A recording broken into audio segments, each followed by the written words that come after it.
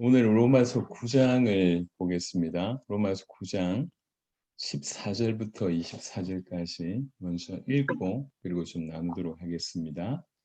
로마서 9장 14절부터 24절입니다. 그런즉 우리가 무슨 말을 하리요? 하나님께 불의가 있느냐? 그럴 수 없느니라. 모세에게 이르시되 내가 긍휼히 여길 자를 긍휼히 여기고 불쌍히 여길 자를 불쌍히 여기리라 하셨으니 그런즉 원하는 자로 말미암음도 아니요 다른 박질하는 자로 말미암음도 아니요 오직 긍휼히 여기시는 하나님으로 말미암음이라. 성경이 바로에게 이르시되 내가 이 일을 위하여 너를 세웠으니 곧 너로 말미암아 내 능력을 보이고 내 이름이 온 땅에 전파되게 하려 함이라 하셨으니 그런즉 하나님께서 하고자 하시는 자를 긍휼히 여기시고 하고자 하시는 자를 완악하게 하시느니라. 꼭 네가 내게 말하기를 그러면 하나님이 어찌하여 허물하시느냐 누가 그 뜻을 대적하느냐 하리니 이 사람아 내가 누구이기에 감히 하나님께 반문하느냐 시험을 받은 물건이 치은 자에게 어찌 나를 이같이 만들었느냐 말하겠느냐 호기장이가 진흙 한 덩이로 하나는 귀히 쓸 그릇을 하나는 천이 쓸 그릇을 만들 고난이 없느냐 만일 하나님이 그의 진노를 보이시고 그의 능력을 알게 하고자 하사 멸하기로 준비된 진노의 그릇을 오래 참으심으로 관용하시고 또한 영광 받기로 예비하신 바 긍휼의 그릇에 대하여 그 영광의 풍성함을 알게 하고자 하셨을지라도 무슨 말을 하리요 이 그릇은 우리니 곧 유대인 중에서뿐 아니라 이방인 중에서도 부르신 자니라. 아멘.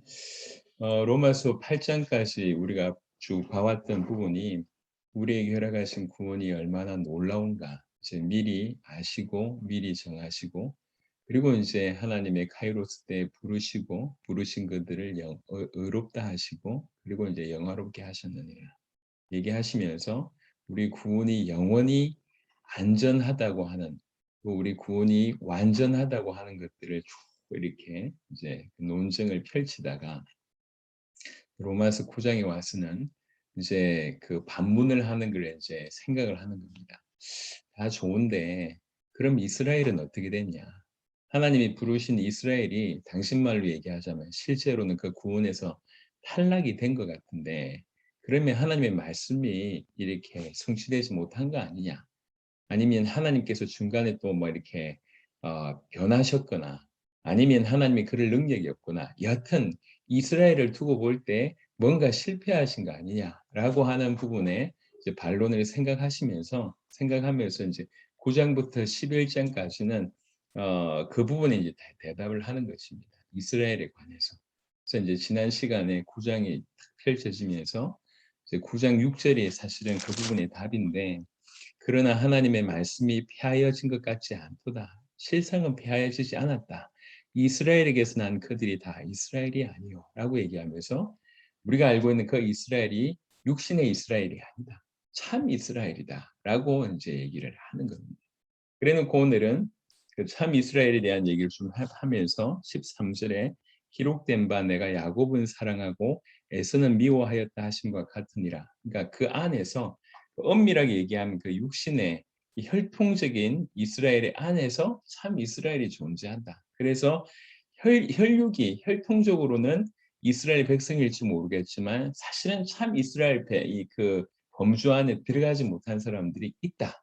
또 참 이스라엘의 범주 안에 이방인들 또한 들어간다. 이렇게 이제 얘기를 쭉 펼칩니다.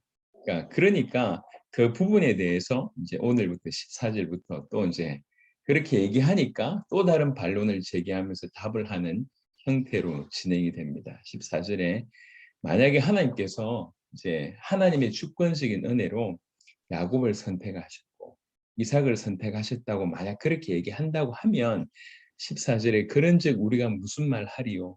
하나님께 불의가 있느냐? 만약 그렇게 주권적으로 어떻게 보면 인간적인 입장에서 봤을 때 하나님 그렇게 일방적으로 하신 것들이 불의한 거 아니냐라고 얘기할 수 있는데 하나님께 불의가 있느냐? 그럴 수 없다. 당신들이 생각할 때, 인간들이 생각할 때는 좀 불공평하지 않냐라고 생각할 수 있지만 전혀 그렇지 않다라고 얘기하면서 15절부터 18절은 두 명의 대표적인 인물들을 등장시키면서 이걸 설명합니다. 한 인물은 모세를 등장시키고 또 한 인물은 바로를 등장시키는데 어떤 선택과 유기라고 얘기할 때 버리심이라고 표현할 수 있습니다. 선택의 대표적인 인물로 모세를, 또 유기의 버리심의 대표적인 인물을 바로로 이렇게 세우시면서 이걸 가지고 이제 설명을 하는 것입니다. 15절에 먼저 모세에게 이르시되 내가 긍휼히 여길 자를 긍휼히 여기고 불쌍히 여길 자를 불쌍히 여기리라 하셨으니 이 말은 구약에 있는 부분들이 지금 언급합니다. 구약에서 이 본문이 나오는 게 있는데 이게 어떤 거냐면 모세가 하나님 앞에서 큰 은혜를 체험하게 됩니다. 무슨 말이냐면 출애굽기 32장, 33장 이런 데 보면 이제 이스라엘 백성들이 모세가 40일 동안 이제 호렙 이 하나님의 산에서 이제 이렇게 시내 산에서 하나님의 말씀 이제 율법을 받고 십계명을 받고 이렇게 기도하고 있을 무렵에 저 밑에서 우리가 잘 알고 있듯이 금송아지를 만들고 우상 숭배하는 그런 일이 벌어지잖아요. 근데 어떻게 보면 이스라엘 백성들이 거의 애굽 민족처럼 그 이상의 실수 범죄를 했음에도 불구하고 애굽 민족처럼 이스라엘 백성들을 죽이시지 않으십니다. 멸망시키지 않으십니다. 어떻게 보면 모세의 그 강력한 이제 기도에 중보 기도에 하나님께서 들어 응답하신 그런 부분들도 있겠죠. 그래서 하나님께 모세가 묻습니다. 왜 애굽을 용서하지 않으신 하나님께서 이스라엘은 용서하십니까? 대체 그 근거가 뭡니까? 이렇게 이제 물어보는 거예요. 출애굽기 33장 잠시 보겠습니다. 그때 하나님께서 하신 말씀이 바로 이 한 구절로 얘기할 수 있는데요. 출애굽기 33장 19절 한 구절만 보겠습니다. 출애굽기 33장 19절입니다. 여호와께서 이르시되 내가 내 모든 선한 것을 네 앞으로 지나가게 하고 여호와 이름을 네 앞에 선포하리라. 나는 은혜 베풀 자에게 은혜를 베풀고 긍휼히 여길 자에게 긍휼을 베푸느니라 라고 하는 이 문장으로 답하십니다. 그러니까 그 말은 무슨 말이냐면 결국 그 모든 이유는 하나님 자신의 기뻐하시는 뜻 그거 외에는 아무것도 없다는 거예요. 하나님이 기뻐하신 뜻 그것이 이유라는 겁니다. 왜 어떤 사람은 긍휼히 여기고 어떤 사람은 그렇게 미워하십니까? 아니면 그렇게 하십니까? 라고 얘기할 때 다른 이유가 없다는 거예요. 다른 이유는 잘 모릅니다. 오직 우리가 이해할 수 있는 유일한 이유는 그것이 하나님의 기쁘신 뜻이라고 하는 거예요. 하나님의 뜻 외에는 아무것도 없습니다. 그는 우리가 잘 알고 있듯이 자존자입니다. 스스로 계신 분이십니다. 그 어떠한 외부적인 환경이나 조건이나 이런 것에 전혀 구애됨이 없이 스스로 모든 것을 결정하십니다. 어떤 사람에게 은총을 베풀고 또 어떤 사람에게 은총을 베풀지 아니하는 그 모든 이유는 그냥 오롯이 그분의 기뻐하신 뜻 외에는 아무것도 없다. 이 얘기입니다. 그러니까 그 배경에 나온 구절이 내가 긍휼히 여길 자를 긍휼히 여기고 불쌍히 여길 자를 불쌍히 여긴다라고 하는 표현입니다. 하나님께서는 당신의 선하심을 당신의 주권적으로 정하신 뜻에 따라 당신이 기뻐하시는 방법과 분량대로 그 선하심을 나누어 주실 절대적인 자유 권한을 그분이 가지고 계십니다. 예. 인간적으로 볼 때는 전혀 이해할 수 없지만 하나님께서 그 모든 일들을 결정하실 때 스스로 결정하시고 그 모든 결정을 하실 때 절대적으로 자율적으로 절대적인 자유 권한을 그분이 가지고 계십니다. 그래서 우리가 이래야 된다 저래야 된다라고 얘기할 수가 없는 입장이라는 것이죠. 그래서 이제 모세에게 선택하신 그 모세를 통해서 이렇게 설명을 하십니다.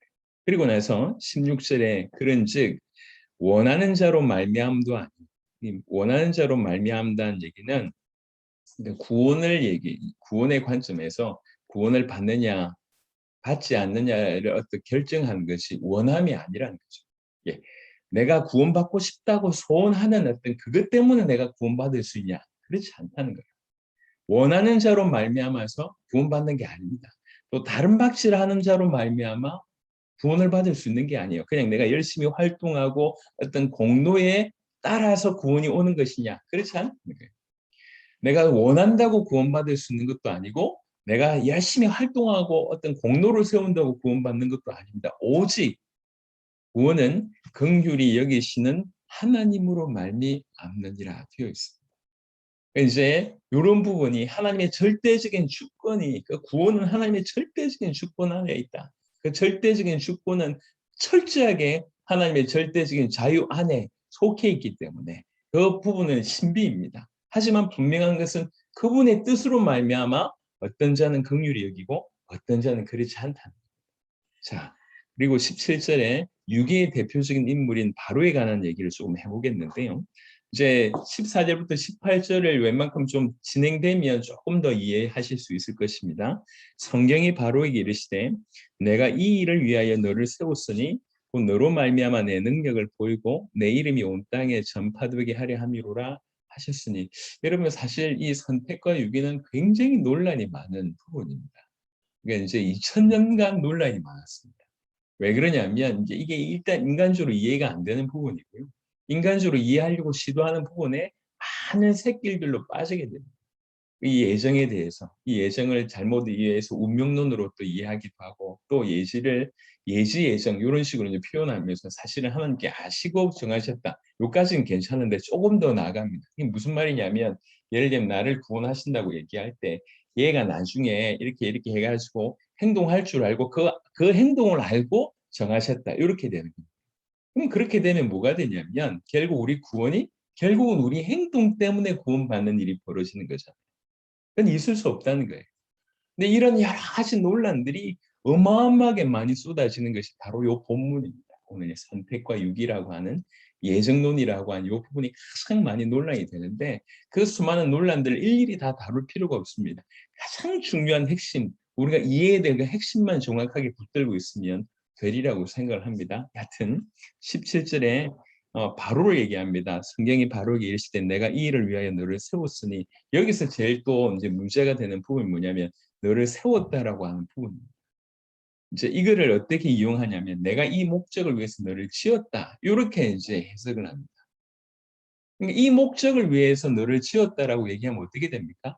결국 바로를 통해서 이제 이 일을 할 건데 그 바로가 악한 역할을 하게 만들려고 하나님께서 지었다라고 얘기하면 결국은 바로를 지었다는 얘기는 바로의 어떤 그 죄의 바로가 짓는 그 죄의 조성자가 결국은 하나님이다. 이렇게 되는 겁니다. 이 부분은 너를 세웠다라고 하는 이 부분은 그 어떤 창조의 개념도 포함시키지 않습니다. 이건 창조의 개념이 아니에요. 이 표현 속에 너를 세웠다. 이 말은 어떤 거냐면 전체적인 어떤 역사 안에서 특별한 시점에 그 특별한 무대 위에 세웠다. 이런 개념이에요. 그러니까 지었다는 개념이 아닙니다. 나중에 이제 오늘 이후에 이 본문 이후에 그 내용들이 더 깊게 좀 다루기 때문에 오늘 다 들어보시면 이게 이해가 될 것이지만 여튼 지금의 이 표현은 세웠다는 표현은 지었다는 표현이 아닙니다. 창조의 표현이 아니에요. 역사 속에서 그 무대 속에 무대 위에 세웠다고 하는 이런 부분입니다. 성경이 바로 이르시되 내가 이 일을 위하여 너를 세웠으니 곧 너로 말미암아 내 능력을 보이고 내 이름이 온 땅에 전파되게 하려 함이로라 하셨으니 우리가 이 출애굽기를 통해서 이 부분 이미 알고 있을 것입니다. 18절을 통해서 조금 더 설명을 하겠습니다. 그런즉 하나님께서 하고자 하시는 자를 긍휼히 여기시고 하고자 하시는 자를 지금은 완악하게라고 되어 있는데 이전에는 강팍해 하시는이라고 되어 있습니다. 성경에 조금 출애굽기를 자세하게 보셨으면 두 가지의 어떤 부분들이 조금 충돌되게 되는 모습이 보입니다. 하나는 뭐냐면 바로가 스스로 강팍해 완악하게 했다라고 하는 표현도 있지만 또 한편으로는 출애굽기 3장 같은 데 보면 하나님께서 바로의 마음을 완악해 하셨다 이런 표현이 나오거든요. 이게 이제 충돌됩니다. 근데 이게 충돌되는 것 같은데 이게 충돌이 되지 않는다. 이걸 여러분들이 이해할 필요가 있다는 겁니다. 여러분 하나님은 악을 지으시지 않으십니다. 그리고 이 악을 사람의 심령 속에 넣지도 않으십니다. 그러니까 악을 조성하지도 않으시고 그 악을 사람의 심령 속에 넣지 않으십니다. 대신 다만 하나님께서 당신의 위대한 목적을 위해서 이미 존재하고 있는 것을 악화시키기는 하십니다. 예를 들면 하나님께서 바로를 불신자로 만드신 게 아니에요. 이미 바로는 불신자입니다. 이미 불신자고 이미 불신앙이 가득한데 그 불신앙을 심화시키는 역할들을 하시는 것입니다. 당신의 어떤 능력과 영광을 보여주기 위해서 그 위대한 뜻을 이루시기 위해서 이미 불신자인 그 존재를 더욱 불신앙할 수 있도록 악화시키는 그런 역할들을 하신다는 거죠. 이게 하나님이 어떤 의미로서는 이 악을 이용하기도 하신다 이렇게 볼 수가 있습니다. 이렇게 이해될 때 바로가 자기 마음을 완악히 했다. 이것도 맞는데 또 한편으로는 하나님이 바로의 마음을 완악히 했다. 이것도 맞는다. 그래서 하나님은 악의 조성자, 죄의 조성자가 아니십니다. 그리고 그 악을 사람의 속에 집어넣으시는 분이 아닙니다. 사람은 아무 잘못도 없고 그냥 순수 자체 그대로인데 그 속에 악을 집어넣으신 분이 하나님이냐? 그렇지 않다는 거죠. 이미 바로는 불신자입니다. 이미 악 속에 있는 자입니다. 이미 그 안에 악이 존재하고 있습니다. 하나님은 당신의 위대한 일을 하기 위해서 가끔은 그 악을, 그 소욕을 더 강화시키는 일들을 하십니다. 그런 의미로 하나님께서 바로의 마음을 완악히 했다. 이런 표현을 쓰는 거예요. 또 바로 자체가 그 마음이 악하기 때문에 그 마음을 완악히 했다. 이 부분도 맞다는 거죠. 이게 충돌되지 않습니다. 어떤 의미로는 모순되어 보일 것 같지만 모순되지 않습니다. 왜 굳이 이 얘기를 하냐면 항상 사단은 사람을 이용해서 하나님에 대해서 반대하거나 하나님에 대해서 오해하게 만든다는 거죠. 그래서 결국 하나님이 죄의 조성자 아니냐. 그러면서 나중에 죄의 조성자가 되면 어디까지 끌고 가냐면 심판까지 허물어집니다. 결국 죄짓게 하신 분이 하나님이신데 왜 하나님이 죄를 심판하시냐 이렇게 되는 거거든요. 모든 것이 다 무너집니다. 그렇지 않다는 거죠. 하나님께서 악을 만드시지도 않으셨고 그 심령 속에 악한 악을 창조해 넣으시는 분도 아니십니다. 이미 불신자고 이미 악이 존재하고 있는데 그것을 이용하신다라고 얘기할 수가 있습니다. 그것을 하시기 위해서 이 위대한 시점에 특별한 시점에 바로를 그 위치에 세우셨다고 얘기합니다. 바로는 그래서 철저하게 하나님과 하나님께서 행하신 모든 일을 대적하고요. 하나님은 그 바로가 하는 그 일을 더욱 심화시키는 일을 하셨습니다. 이게 출애굽기에 나와 있는 배경입니다. 이런 게 맞습니까? 라고 얘기할 때 사실은 성경에 그런 흔적들이 사실 굉장히 많아요. 몇몇 곳을 우리가 한번 찾아보겠습니다. 시편 105편 시편 105편 23절 보겠습니다. 시편 105편 23절부터 보시면 이에 이스라엘이 애굽에 들어가며 야곱이 함의 땅에 나그네가 되었도다. 여호와께서 자기의 백성을 크게 번성하게 하사 그의 대적들보다 강하게 하셨으며 25절입니다.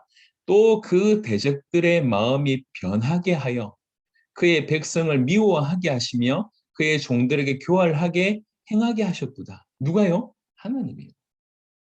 25절의 내용이 그 내용이지 않습니까? 하나님께서 그 대적들의 마음이 변하게 하여 그의 백성을 미워하게 하시며 그의 종들에게 교활하게 행하게 하셨도다. 이렇게 되어 있습니다. 이 지금 제가 얘기하고자 하는 포인트를 이해하십니까? 하나님께서 악의 조성자, 죄의 조성자가 아닙니다. 하지만 하나님께서 그 위대한 일을 이루시기 위해서 그 악한 자의 악을 이미 존재하고 있는 그 악을 심화시키는 일들을 행하신다는 거예요. 이런 의미로서의 어떤 부분입니다. 요한복음 12장 한번 보겠습니다. 지금 유기에 관한 얘기를 하고 있으면서 바로 예를 들고 있는데 바로만 특별하게 얘기한다고 하면 이해가 좀 안 되겠지만 사실 성경에 바로의 마음이 바로가 마음을 간택하게 하고 하나님께서 바로의 마음을 또 간택하게 하시고라고 하는 이 모순되는 것 같은 그런 일들이 사실은 성경 속에 여러 있다는 거예요. 그래서 요한복음 12장에도 37절부터 보시면 요한복음 12장 37절 이렇게 많은 표적을 그들 앞에서 행하셨으나 그를 믿지 아니하니 이는 선지자 이사야의 말씀을 이루려 하심이라 이르되 주여 우리에게서 들은 바를 누가 믿었으며 주의 팔이 누구에게 나타났나이까 하였더라. 그들이 능히 믿지 못한 것은 이 때문이니 곧 이사야가 다시 일렀을 때 그들의 눈을 멀게 하시고 그들의 마음을 완고하게 하셨으니 누가요? 하나님이요. 이는 그들로 하여금 눈으로 보고 마음으로 깨닫게 하고 돌이켜 내게 고침을 받지 못하게 하려 함이라 하였음이니라. 이사야가 이렇게 말한 것은 주의 영광을 보고 주를 가리켜 말한 것이라. 우리가 여러 번 봤던 성경 구절이지 않습니까? 사실 전혀 무고한 자를 죄짓게 만들고 악하게 만드는 게 아닙니다. 이미 죄인이고 이미 악한 자예요. 그것을 하나님의 위대한 일을 위해서 그렇게 이용을 하신다는 것입니다. 어떤 의미로? 성경 구절, 그런 구절들이 너무 많은데 한 두 군데 정도만 더 보겠습니다. 데살로니가 후서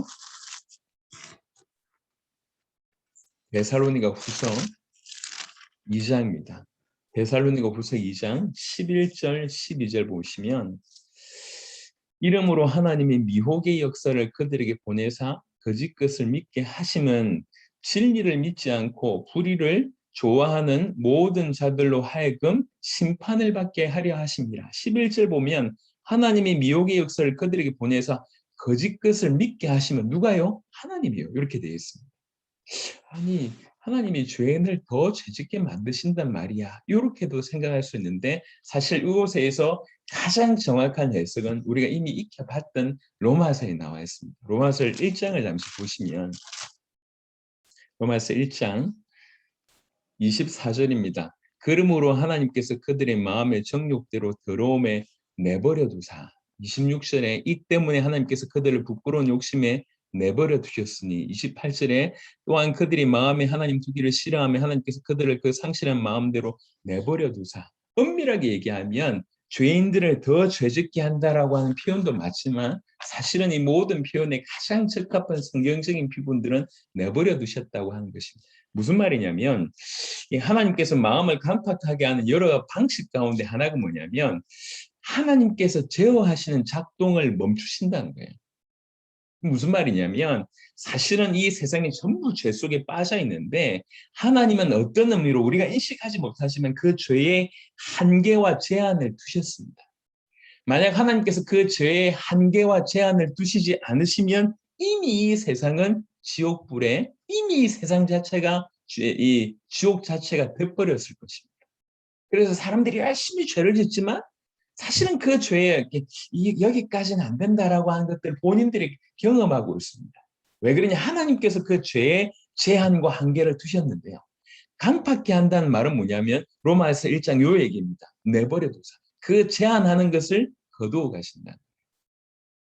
그 제한을 거두신다는 거죠. 억제를 거두신다는 거예요. 그러면 이렇게 홍수처럼 막 올 때 이 댐을 막고 올 수 있는데 이 댐을 거둬버리면 이런 형태입니다. 더욱 강팍케 한다라고 하는 부분들이 아니 하나님께서 죄인을 회개케 해야지 왜 더 죄짓게 만드냐 이렇게 오해할 수 있는데 그 말이 아니라 로마서 1장의 이 표현입니다. 내버려 두사. 그 제어하는 작동을 거두시는 방식이다라고 얘기할 수 있습니다. 이런 의미로 그 소욕을 더 격동시킨다. 이렇게도 볼 수가 있다는 것이죠. 그래서 지금 바로의 한 케이스를 들어서 이렇게 지금 얘기를 하고 있습니다. 그래서 14절부터 18절은 하나님께서 긍휼히 여길 자를 여기고 불쌍히 여길 자를 불쌍히 여긴다고 얘기하면서 이제 선택과 유기를 설명을 쭉 합니다. 이 모든 선택과 유기에서 그 모든 것들은 하나님의 절대적인 자유의 권한에 있다는 것입니다. 그분의 기쁘신 뜻대로 선택하시고 그분의 기쁘신 뜻대로 유기하십니다. 그 기쁘신 뜻대로 선택하신 대표적인 케이스가 모세고 그 대표적인 유기의 케이스가 바로입니다. 이렇게 이제 설명을 쭉 하는 겁니다. 요 말을 듣고 이제 19절에 혹 네가 내게 말하기를 이 말을 듣고 네가 나한테 이렇게 얘기할 것이라고 얘기하면서 사도 바울이 얘기합니다. 그러면 하나님이 어찌하여 허물하시느냐 누가 그 뜻을 대적하느냐 하리니 무슨 말이냐면 그건 너무 이상한 거 아니냐.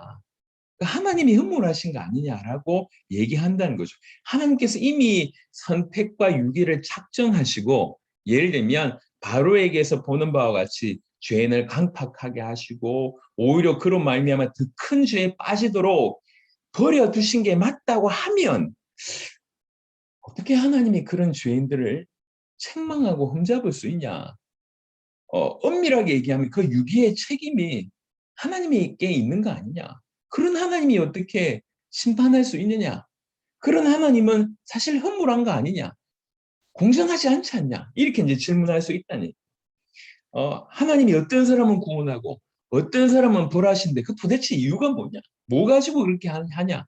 그리고 일방적으로 어떤 사람은 구원하고 일방적으로 어떤 사람은 버려두신다고 하면 하나님이 공평한 하나님이 아니지 않냐? 옳으신 일이 과연 그것이 옳은 일이냐? 또 심지어는 하나님은 아무도 대적할 자가 없지 않냐? 엄밀한 얘기에서 궁극수로 절대로 그분을 대적할 수 없는데 만약 그렇다고 얘기할 때 이 일은 더 심각해진다. 하나님께서 불신앙을 심판하고 믿는 사람들에게 구원을 주는 것이 오직 그 대적할 수 없는 그 누구도 그분을 대적할 수 없는 그 하나님이 직접 그냥 어떤 사람은 선택하고 어떤 사람은 유기한다고 하면 말도 할 수가 없는데 그런데 그건 공평한 게 맞냐? 그게 공정하냐라고 이제 사람들이 충분히 따질 수 있다는 거죠. 그것에 대해서 이제 얘기를 이제 20절부터 쭉 얘기합니다. 어떻게 보면 사람들이 하는 질문들이 충분히 이해가 되는 질문입니다. 왜 우리는 선택 안 하셨어요? 라고 얘기할 수 있는데 이거는 우리가 전제를 조금 이따 보시면 알겠지만 전제를 기본적인 전제를 우리가 잘못하고 있다는 것입니다. 우리가 지금 어디에 놓여 있는지 알게 된다면 우리는 더 이상 할 말이 없어요. 하지만 많은 사람들이 어떻게 생각하고 있냐면 우리는 아무것도 안 했는데 어떤 사람은 일방적으로 선택해서 천국 보내고 어떤 사람은 발로 짱 차버려가지고 지옥 보내고 이렇게 생각하고 있다. 하지만 기본 전제가 다릅니다. 우리는 아무것도 안 하고 우리는 모든 것이 그냥 순수한 생각 이 상태가 아니라는 거죠. 우리의 기본적인 전제는 뭐냐면 우리는 100% 죄인이라고 하는 전제, 이미 사망 선고를 받고 이미 지옥 백성이라고 하는 전제에 깔려 있다는 거예요. 그게 기본적인 전제입니다. 그 가운데 몇몇을 건져내는 거죠. 건진받지 못한 사람들이 핑계할 수 없는 거예요. 기본 전제가 뭐냐면 우리는 죄인이고 우리는 지옥 백성이라는 겁니다. 그러니까 요 기본 전제를 놓쳐버리고 우리는 억울하다는 거죠. 왜 우리는 무고한데 아무것도 한 거 없는데 어떤 사람은 선택해서 천국 가버리고 천국 데려가고 어떤 사람은 발로 짱 차버려가지고 지옥 보내 이거 불공평한 거 아니냐 이렇게 지금 따지는데 그렇지 않다는 거죠. 우리 모두가 지옥 백성이고 우리 모두가 철저한 죄인이고 우리 모두가 하나님을 배반한 원수인데 그중에 몇 명을 그래도 하나님의 긍휼을 베푸셔서 건졌다고 얘기할 때 이거는 그분의 영광이 드러나는 일이지 불공평하다라고 따질 일이 못 된다는 것입니다. 이게 이제 20절부터의 내용입니다. 자, 20절에 보시면 이 사람아 네가 뉘기에 감히 하나님을 반문하느냐 시험을 받은 물건이 지은 자에게 어찌 나를 이같이 만들었느냐 말하겠느냐 반문하느냐 이전 성경에는 힐문하느냐 이렇게 되어 있습니다. 시비하냐 이 얘기예요. 계속하여 말대꾸하다 궤변적으로 답변하다 이 얘기입니다. 네가 도대체 누구이기에 하나님을 그렇게 하나님께 반문하냐. 여러분 우리는 피조물입니다. 피조물이 하나님과 동등될 수도 없고 피조물이 창조자를 판단할 능력도 없습니다. 근데 그 피조물이 창조자를 향해서 이렇게 빠진다고 하는 것이 항변한다고 하는 것이 도무지 있을 수 없는 부당한 일이다라고 되어 있습니다. 사실 분명한 것은 이 선택과 유기는 하나님의 기쁘신 뜻에 있습니다. 근데 그 뜻 안에 도대체 뭐가 어떤 조건이 선택과 유기의 조건을 가지고 있는지 우리는 몰라요. 요거는 숨겨져 있습니다. 우리가 알 수 있는 것은 하나님의 뜻이 선택하고 유기했다라고 결정할 수 있지만 그 하나님의 생각 속의 뜻 안에 도대체 어떤 기준인가 이걸 우리가 모른다는 거예요. 신명기 29장 한번 보겠습니다. 신명기 29장 우리가 확실하게 해야 될 부분들입니다. 신명기 29장 29절에 이렇게 되어 있습니다. 신명기 29장 29절에 감추어진 일은 우리 하나님 여호와께 속하였거니와 나타난 일은 영원히 우리와 우리 자손에게 속하였나니 이는 우리에게 이 율법의 모든 말씀을 행하게 하심이니라. 전반부에 보면 감추어진 일은 우리 하나님 여호와께 속하였거니와 우리 하나님 여호와께 속해져 있는 부분입니다. 그래서 그것을 우리가 구별한다. 이건 불가능하다는 거죠. 우리가 알 수 있는 건 뭐냐면 이 모든 것은 하나님의 뜻이다. 하나님의 주권적인 뜻이 그 스스로 계신 그분의 주권적인 뜻이다. 여기까지는 우리가 알 수 있다. 하지만 그 뜻 안에 도대체 어떤 요소가 어떤 조건이 어떤 사람은 선택하고 어떤 사람은 유기하게 하게 했느냐 요거는 감추어져 있다는 거예요. 이걸 우리가 구별할 수는 없습니다. 구별하려고 하는 것 자체가 피조물의 입장에서는 불가능하다라고 기본적으로 전제를 하는 겁니다. 이 사람아, 네가 뉘기에 감히 하나님을 반문하냐? 하나님께 반문하냐? 하나님을 힐문하냐? 지음을 받은 물건이 지은 자에게 어찌 나를 이같이 만들었느냐? 말하겠느냐? 그러면서 21절에 토기장이가 진흙 한 덩이로 하나님 귀히 쓸 그릇을 하나님 천이 쓸 그릇을 만드는 고난이 없느냐? 이렇게 되어 있습니다. 여러분, 이 토기장의 비유는 구약 성경에 여러 군데 언급되어 있습니다. 몇 구절만 보겠습니다. 이사야 29장에 보시면 이사야 29장 이사야 29장의 16절 보겠습니다. 이사야 29장 16절 너희의 패역함이 심하도다. 토기장이를 어찌 진흙같이 여기겠느냐. 지음을 받은 물건이 어찌 자기를 지은 이에게 대하여 이르기를 그가 나를 짓지 아니하였다 하겠으며 빚음을 받은 물건이 자기를 빚은 이에게 대하여 이르기를 그가 총명이 없다 하겠느냐. 이 말이 되냐는 거죠. 지음 받은 게 자기를 지은 사람 보고 저 좀 총명이 없네. 이렇게 얘기할 수 있겠냐는 거죠. 이사야 45장 보겠습니다. 이사야 45장 9절입니다. 이사야 45장 9절 질그릇 조각 중 한 조각 같은 자가 자기를 지으신 이와 더불어 다툴진대 화 있을진저 진흙이 토기장에게 너는 무엇을 만드느냐 또는 네가 만든 것이 그는 손이 없다 말할 수 있겠느냐. 예, 지은 이게 토기장에 보고 진흙이 예, 네가 도대체 뭐 만드냐? 참 못 만드네. 너 손이 없네. 이렇게 얘기할 수 있냐는 거죠. 10절에 아버지께서는 무엇을 낳았소 하고 묻고 어머니에게는 무엇을 낳으려고 해산의 수고를 하였소 하고 묻는 자는 화했을진저. 이렇게 어머니 아버지한테 감히 이렇게 따진다라고 하는 것이 있을 수 없다는 얘기입니다. 예레미야 18장에 조금 더 풍성하게 기록하고 있는데요. 예레미야 18장 1절부터 여호와께로부터 예레미야에게 임한 말씀에 이르시되 너는 일어나 토기장의 집으로 내려가라. 내가 거기에서 내 말을 너에게 들려주리라 하시기로 내가 토기장의 집으로 내려가서 본즉 그가 농로로 일을 하는데 진흙으로 만든 그릇이 토기장의 손에서 터짐에 그가 그것으로 자기의 의견에 좋은 대로 다른 그릇을 만들더라.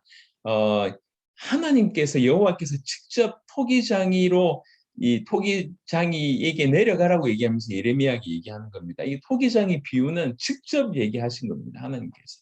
그때 여호와의 말씀 내게 임하니라 이르시되 여호와의 말씀이니라 이스라엘 족속아 이 토기장이가 하는 것 같이 내가 능히 너희에게 행하지 못하겠느냐. 이스라엘 족속아 진흙이 토기장의 손에 있음 같이 너희가 내 손에 있느니라. 18장 1절부터 10절의 내용이 이런 내용입니다. 이런 구약에 있는 이런 내용들을 통해서 지금 설명을 쭉 하고 있는 겁니다. 쭉 설명하면서 하나님께서 어떤 사람은 선택하고 어떤 사람은 유기하실 때 이 모든 것은 철저하게 그분의 뜻에 있다는 거죠. 하나님의 주권 속에 있다는 거죠. 그 하나님의 주권은 무한한 자율성을 전제하고 있습니다. 우리가 알 수 없어요. 왜 그랬습니까? 따질 수가 없습니다. 왜 그러냐? 그 영역은 하나님의 주권에 속한 영역이기 때문에 그 영역은 하나님의 아주 무한대의 자율성의 그 주권 속에 속한 영역이기 때문에 우리가 할 말이 전혀 없다는 것입니다. 자, 여기서 우리가 조금 더 깊이 디테일하게 로마서 9장에서 볼 부분이요. 보세요. 로마서 9장 21절에 보시면 토기장이가 진흙 한 덩이로 하나님 귀히 쓸 것을 하나님 천이 쓸 것을 만들 권한이 없느냐라고 얘기할 때 보세요. 이거는 없는 데서 만든 게 아닙니다. 이미 존재하는 진흙에서 그릇을 만드는 장면입니다. 정 무슨 말이냐? 여기서 창조에 관한 얘기를 하는 게 아니에요. 하나님께서 창조하시기를 이 사람은 구원받을 자로 창조하시고 이 사람은 구원받지 않을 창조로 이런 얘기가 아니에요. 이건 뭐냐면 이미 존재하는 진흙으로 귀히 쓸 것을 천이 쓸 것을 만들었다는 얘기예요. 이 진흙이 뭡니까? 타락한 인성을 얘기하는 거예요. 모든 사람이 죄인인데 그 가운데 귀히 쓸 것을 그 가운데 천이 쓸 것을 요 얘기입니다.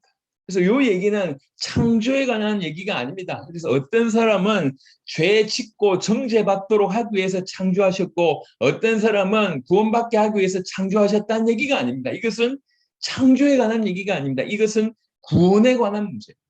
구원에 관한. 그래서 이 진흙은 타락한 인성, 즉 이미 존재하고 있는 그 타락한 인성, 이것이 진흙덩이와 같다라고 하는 부분에 대한 얘기입니다. 그래서 바울이 지금 논하고 있는 것은 뭐냐면 하나님께서 이 진흙덩이, 즉 이미 타락한 그 인성에 관해서 행하시는 일이다라고 얘기하는 겁니다. 하나님께서 타락한 인성에 대해서 행하시는 일이다라고 하는 것이 여기에 초점입니다.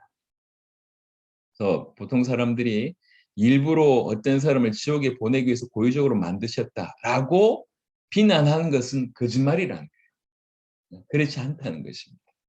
진흙덩이는 단순한 인성이 아니라 타락한 인성, 타락한 존재 그 자체를 얘기합니다. 그래서 찰스 하치라고 하는 분은 여기에서 얘기하기를, 우리는 바로 이 대목에서 어떤 여기에서 창조자로서의 하나님이 하나님이 아니라 도덕적 통치자로서의 하나님이 여기서 보인다고 얘기합니다. 여기는 창조에 관한 얘기가 아닙니다. 구원에 관한 얘기입니다. 그러니까 뭔가를 만든다고 얘기했을 때 우리가 창조를 오해할 수 있는데, 이건 뭐냐면 이미 존재하고 있는 진흙으로 비 쓸 그릇, 천이 쓸 그릇으로 나눈다는 거죠. 이미 죄인인 우리를 어떤 사람은 구원하고 어떤 사람들은 버려두시고 요 얘기를 한다는 것입니다. 그래서 이것을 잘못 이해하기 때문에 하나님이 구원받을 지옥 보낼 놈을 만들었다, 이렇게 되는 것인데 그렇지는 않다는 것입니다. 그래서 멸망에 다 처해질 수밖에 없는 무능한 그런 덩어리에 대해서 하나님께서는 그럼에도 불구하고 그 은혜의 영광과 그 뜻 때문에 얼마를 택하시고 선별하사 당신의 영광과 영예를 드러내는 그런 존재가 되게 하셨고, 또 어떤 사람들은 그 멸망과 비천함에 처하도록 내버려 두셨다는 것입니다. 그래서 어떤 사람이 구원을 받는다고 얘기할 때 그 사람은 오직 한 가지 이유 때문에 그리스도인이 되는 것입니다. 그 이유는 뭐냐면 하나님의 선택하심, 그리고 하나님의 자비하심 때문에 그는 구원받습니다. 또 어떤 사람이 버려도 구원받지 못한다고 하는 것은 하나님이 선택하지 않으셨다, 그 말도 맞지만 엄밀하게 얘기하면 자기 자신의 책임 때문에, 무슨 책임요? 죄의 책임 때문에 구원받지 못하는 것입니다. 그러니까 사실은 모든 사람이 후자 가운데 있습니다. 본인들의 그 죄 때문에 결국 구원받지 못하고 죄 때문에 지옥 갈 수밖에 없는데, 그 중에 하나님께서 특별한 은혜로 하나님의 선택하심과 자비하심으로 매치 건짐을 받는 것이지, 우리 모두는 사실 우리의 죄의 어떤 결과로, 책임으로 지옥 갈 수밖에 없는 존재였습니다. 그래서 선택하지 않으셨다라고 하는 말보다는 그냥 버려두셨다, 이게 말입니다. 하나님은 나머지는 버려두셨고 특별한 은혜로 몇몇은 건짐을 허락하셨다는 거죠. 저와 여러분들이 많이 구원받았다고 할 때에 우리가 받은 은혜가 그래서 너무너무 놀랍다는 얘기입니다. 너무너무. 그래서 우리가 성경을 통해서 알면 알수록 이 받은 구원이 너무 놀랍구나, 너무 크구나 깨닫게 됩니다. 자, 이런 부분을 얘기하시면서 조금 더 디테일하게 22절에 이렇게 되어 있습니다. 이 토기장에 관한 얘기들을 이제 20절, 21절까지를 얘기했기 때문에 이해를 하실 것이고요. 조금 더 얘기를 좀 하면, 만일 하나님이 그의 진노를 보이시고 그의 능력을 알게 하고자 하사 멸하기로 준비된 진노의 그릇을 오래 참음으로 관용하시고, 또한 영광받기로 예배하신 그 긍휼의 그릇에 대하여 그 영광의 풍성함을 알게 하고자 하셨을지라도, 무슨 말을 하리요? 만약 하나님께서 주권적으로 이렇게 행동했다 할지라도 우리가 아무 말도 할 수 없다, 무슨 말을 하리요라고 정리됩니다. 그래서 하나님께서 특별히 뭘 하시고자 하는지를 이제 22절부터 23절에 나와 있는데, 이게 전혀 대꾸가 되는 것입니다. 하나는 어떻게 보면 유기에 관한 얘기고, 또 23절은 선택에 관한 얘기인데요. 유기에 관한 얘기를 조금 더 해보겠습니다. 만일 하나님이 그 진노를 보이시고 그 능력을 알게 하고자 하사 멸하기로 준비된 진노의 그릇을 오래 참음으로 관용하시고 되어 있습니다. 먼저는요, 이 부분에 얘기를 좀 드리고 싶은 게, 그 진노를 보이시고 그 능력을 알게 하고자 하사, 하나님이 진노를 보이시고 그 능력을 알게 하고자 하는 방법은 뭐죠? 방법은 심판입니다. 멸하는 방법입니다. 오직 그 심판을 통해서 하나님의 진노가 어느 만큼 강력하고 하나님의 능력이 얼마나 강력한지는 바로 이 심판으로, 죄의 심판으로, 다른 말로 얘기하면 오늘 표현으로 얘기하자면 멸함으로 말미암아 이걸 보입니다. 이걸 보입니다. 하지만 그럼에도 불구하고 사실은 이걸 이 하나님의 능력, 진노를 보이시고 그 능력을 알게 하고자 하여서 멸하기를 원하는데, 그럼에도 불구하고 하나님께서 오래 참음으로 관용하시다, 이렇게 되어 있는 것입니다. 조금 더 설명해 보면, 하나님은 하나님으로서 거룩한 성품과 의롭고 공의로운 본성을 가지고 계십니다. 이것은 즉각 죄에 관해서 아주 혐오하며 그 죄를 심판하고 싶은, 그 존재 깊은 곳에서 심판하고 싶어 하시는 마음을 일으킵니다. 왜 그러냐? 하나님이 의로우신 분이시기 때문에 그렇습니다.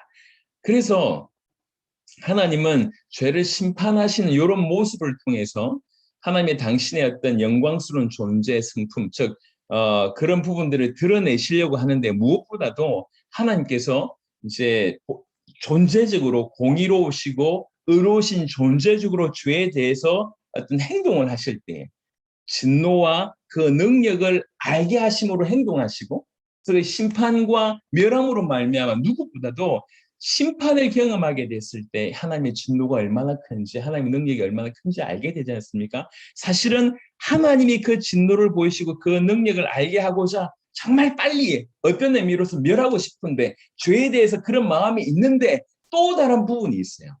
또 다른 한편으로는 이 죄를 빨리 심판하고 싶고, 죄를 심판함으로 하나님의 어떤 능력과 진노를 빨리 보이고 싶은데, 또 한편으로는 어떤 마음이 있냐면 긍휼의 마음입니다. 긍휼의 마음. 에스겔 말씀 잠시 보겠습니다. 에스겔 18장을 보겠습니다.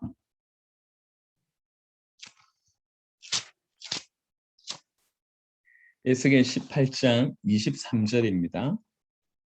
에스겔 18장 23절, 주 여호와의 말씀이니라. 내가 어찌 악인이 죽는 것을 조금인들 기뻐하랴. 그가 돌이켜 그 길에서 떠나 사는 것을 어찌 기뻐하지 아니하겠느냐라고 되어 있습니다. 32절 보겠습니다. 주 여호와의 말씀이니라. 죽을 자가 죽는 것도 내가 기뻐하지 아니하노니 너희는 스스로 돌이키고 살지니라. 하나님의 성품상, 본성상, 그분의 영광상 죄에 대해서는 혐오하고 빨리 심판하고 싶어 하십니다. 빨리 죄를 짓고 있는 그 죄인에게 당신의 가진 능력과 그 진노를 보이고 싶어 하십니다. 알게 하고자 하십니다. 그런데 또 한편으로는 긍휼의 그 하나님께서 이 죄인이 죽는 것조차 원치 아니하신다는 거죠. 조금 더 보겠습니다. 에스겔 33장입니다. 33장 11절입니다. 에스겔 33장 11절. 너는 그들에게 말하라. 주 여호와의 말씀이니라. 나의 삶을 두고 맹세하노니 나는 악인이 죽는 것을 기뻐하지 아니하고 악인이 그의 길에서 돌이켜 떠나 사는 것을 기뻐하노라. 이스라엘 족속아 돌이키고 돌이키라. 너희 악한 길에서 떠나라. 어찌 죽고자 하느냐 하셨다 하라 라고 되어 있습니다. 베드로, 시간이 없지만 베드로후서를 같이 보셔야 될 것 같습니다. 베드로후서 3장 9절. 베드로후서 3장 9절입니다. 주의 약속은 어떤 이들이 더디다고 생각하는 것 같이 더딘 것이 아니라 오직 주께서는 너희를 대하여 오래 참으사 아무도 멸망하지 아니하고 다 회개하기에 이르기를 원하시느니라 라고 되어 있습니다. 하나님의 성품상 사실은 그 죄에 대해서 빨리 심판하고 싶어하고 빨리 심판하실 수 있는데, 그럼에도 불구하고 멸하기로 준비된 진노의 그릇을 오래 참으심으로 관용하시고, 사실 이렇게 오래 참으심으로 관용하시기 때문에 아직 이 땅이 존재하고 있는 것입니다. 아직 이 땅이. 그렇지 않다면 우리도 벌써 그리고 이 땅도 벌써, 하나님께서 만약 이렇게 하신다 한들 우리가 무슨 말 하겠냐, 그 얘기입니다.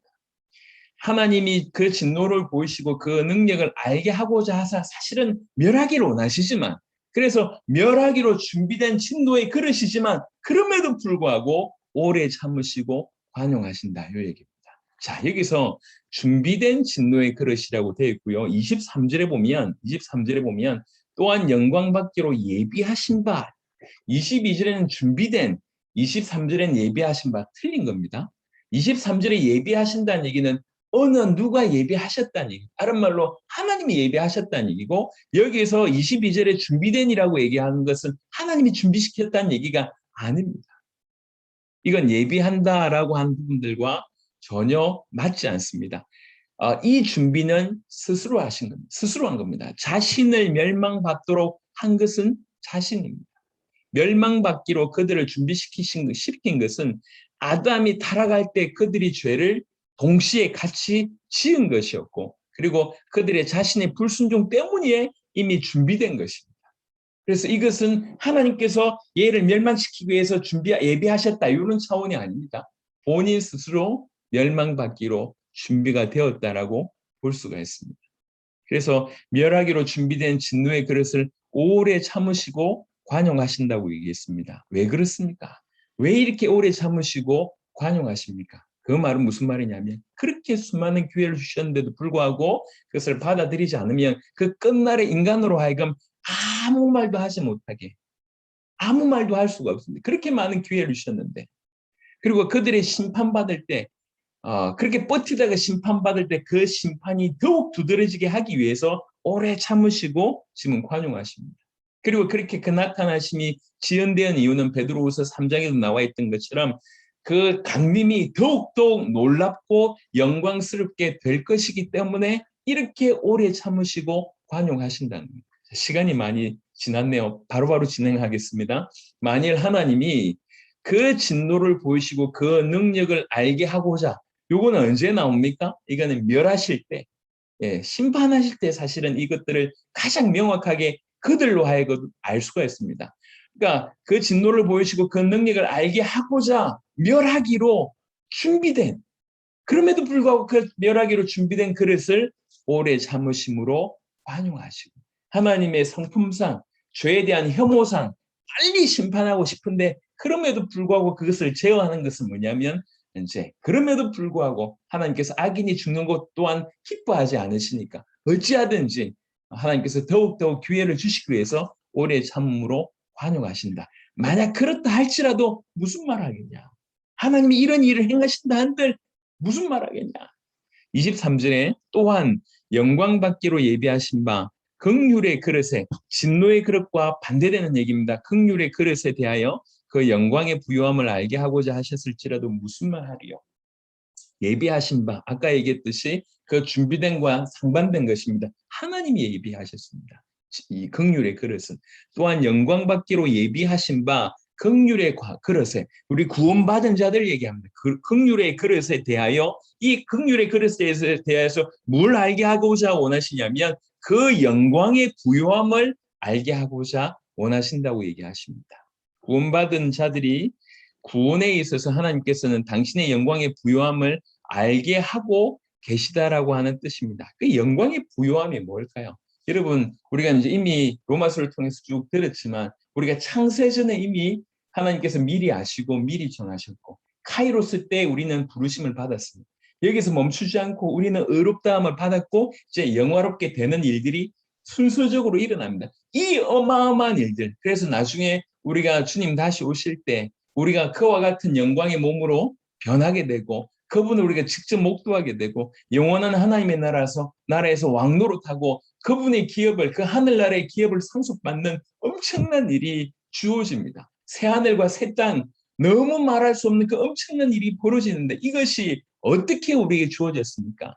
다른 선지자들이나 수많았던 노력도 우리가 너무 귀하지만 진짜 중요한 건 뭐냐면 삼위 하나님의, 성삼위 하나님의 아주 치밀한, 성삼위 하나님의 기가 막힌 그런 역사로 말미암아 우리에게 주어진 것입니다. 성삼위 하나님께서 결정하셨고, 성삼위 하나님, 성부 하나님께서 명령하셨고, 성자 하나님께서는 이 땅에 오셔서 육신의 몸을 입고 이 땅에 오셔서 가진 수모를 다 겪으시고, 그리고 나서 우리 위해서 죽으셨습니다. 그리고 부활하셨습니다. 성천하셨습니다. 하늘 보좌에 우편에 앉아 계십니다. 그러면서 끊임없이 지금도 우리의 중보 역할을 하십니다. 그분은 무엇보다도 이 모든 일을 행하심에 있어서 철저하게 성부 하나님에게 순종하셨습니다. 성령 하나님도 마찬가지입니다. 아버지 성부 하나님과 성자 하나님으로부터 보내심을 받아서 철저하게 성부 하나님께 복종하시면서 우리의 구원을 우리 안에서 이루어질 수 있도록 그 구원의 성취가 우리 가운데 이루어질 수 있도록 철저하게 일하셨는데 이 성삼위 하나님의 놀라우신 역사로 말미암아 우리가 구원을 받게 됐는데요. 여러분, 이 구원이라고 하는 것은 하늘 아래 전 우주 안에서 가장 기이한 일입니다. 그래서 이제 성경에도 그렇게 얘기하지만 여러분, 창조와 구원의 역사를 이렇게 비교해서 본다고 얘기할 때 우리가 볼 때 창조가 너무 엄청난 것 같지만 이 창조의 역사도 구원사에게 갖다 댄다고 얘기할 때는 아무 힘을 쓸 수 없을 정도라는 거지. 성삼위 하나님의 역사를 두고 보일 때, 성삼위 하나님의 역사 안에서 두고 본다고 얘기할 때 창조조차도 사실은 구원 앞에서는 무력하다. 성례나 심판이나 그 어떤 것도 구원 역사에 비교해 볼 때는 아무것도 아닙니다. 이 놀라운 구원으로 말미암아 우리에게 주신 축복을 우리가 지금 계속 봐왔습니다. 우리 주님께서 지금 뭐라고 얘기하고 있냐면 영광 받기로 예비하신 바 긍휼의 그릇에 대하여 우리를 얘기합니다. 긍휼의 그릇에 대해서 뭘 알게 하고자 하냐면 그 영광의 부요함을 알게 하고자 한답니다. 그 영광의 부요함의 최고봉이 뭐냐? 그게 구원이라고 하는 것이죠. 구원. 구원을 통해서 그 영광의 부요함을 우리에게 보이십니다.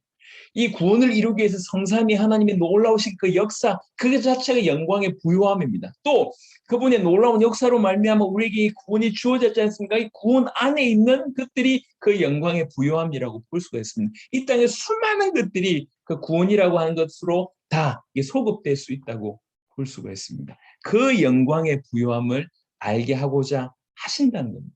그래서 어떤 진노의 그릇에 대해서는 이렇게 이 긍휼의 그릇에 대해서는 이렇게 우리 하나님께서 주권적으로 이 일을 하신다 할지라도 무슨 말을 하겠냐. 이게 22절과 23절에 대한.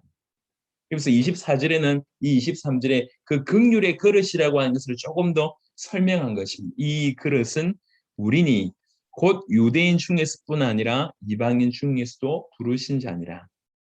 바울이 유대인을 전체적으로 묘사하지 않고 중에서라고 표현한 것은 하나님의 부르심의 유효적 소명으로서 참 이스라엘에게만 적용되는 것임을 시사합니다. 그래서 바로 이런 본문을 통해서도 우리가 이미 알고 있는 그 세대주의가 다 무너집니다. 이스라엘이 더 전민족적으로 저 육신적인 이스라엘이 민족적으로 구원받는다고 하는 것은 다 무너집니다. 그렇지 않습니다. 이스라엘 중에서 유대인 중에서 참 이스라엘이 있다고 하는 것입니다. 또 이방인이라 할지라도 참 이스라엘로 부르심을 입은 자들은 부르심을 받은 유대인들과 함께 하나님의 자녀가 되어서 보편적인 교회의 일원으로 세우심을 받는다고 하는 것입니다. 결국 바울은 이 긍휼의 그릇이라고 하는 개념을 통해서 유대인과 이방인의 구별을 완전히 철폐하는 그런 일을 그것을 초월해서 오직 성령의 내적 소명에 의해서만 형성되어지는 참 이스라엘 즉 우주적 교회를 제시하는 것이라고 볼 수가 있습니다. 사실 이제 이 바울의 논증 자체가 굉장히 심오하고 깊기 때문에 우리 본문을 읽을 때도 분명히 이제 한국말인데 이해를 이렇게 깊이 못하는 경우들이 있습니다. 그래서 이제 이걸 어떻게든 조금 더 이제 해석해 보려고 이렇게 지금 계속 시도를 하고 있습니다. 여하튼 하나님께서 어떤 사람은 선택하시고 어떤 사람은 유기하셨을 때에 기본적인 전제를 우리가 이해한다고 하면 하나님이 실수하신 거 아니냐, 하나님께서 혹시 이 허물하신 거 아니냐라고 하는 모든 의문이 사라진다는 거죠. 기본적인 전제는 우리가 무고하고 우리는 뭐 전혀 뭐 그런 거 없는데 하나님이 일방적으로 어떤 사람은 천국으로 내려가고 어떤 사람은 지옥 보낸다, 이게 아닙니다. 기본적인 전제가 우리 모두가 지옥 가운데 있다. 우리 모두가 죄인이라. 우리 모두가 하나님과 원수라는 거죠. 우리 모두가 하나님을 반대하는 자라는 거죠. 그래서 우리는 100% 지옥 갈 수밖에 없는 처절한 죄인인데 그 안에서 우리를 그래도 은혜를 주셔서 기회를 주셔서 그 안에서 몇을 구원하셨다고 하는 것입니다. 이렇다고 얘기할 때 건진받지 못한 자가 하나님 불공평하다 이렇게 얘기할 수 없다는 거예요. 그게 로마서 9장 14절부터 24절에 있는 모든 내용입니다. 더 감사한 것은 우리의 신분입니다. 우리가 바로 그런 자리에 있었는데 그분의 영광의 부요함을 알게 하고자 우리를 선택하셔서 우리를 긍휼의 그릇되게 하시고 우리를 선택하셔서 하나님의 때에 우리를 부르시고 지금 의롭다 하시고 그리고 영화롭게 하실 바로 그 길을 걷게 하셨다는 거죠. 이게 지금 우리가 받은 은혜이고 구원입니다. 그 놀라운 성삼위 하나님의 놀라운 역사로 우리가 그렇게 지금 살아가고 있다는 것입니다. 그래서 감정적인 아니면 응답이 있고 없고에 휩쓸리지 말고 하나님께서 말씀하신 이 말씀에 단단하게 기반을 가지고 이 말씀 자체를 의지하면서 힘있게 나아가는 저와 여러분 되시기를 그리스도 예수 이름으로 축원합니다.